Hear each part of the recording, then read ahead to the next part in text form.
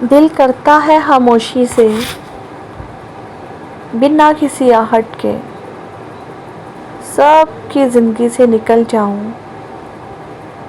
और मैं किनारा करती भी जा रही हूँ। मेरे अंदर बाहर मुकम्मल खामोशी है, हर एक से बेराज, बिल्कुल चुप।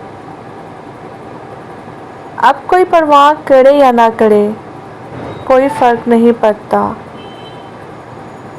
तमाम शिकायतें जो लोगों से, दुनिया से मुझे थी, मेरे दिल में ही रह गई हैं।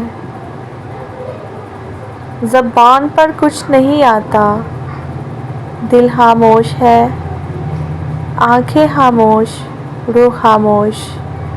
इसी खामोशी से एक दिन सबसे किनारा कर जाऊंगी और किसी को मेरा नाम तक याद नहीं रहेगा।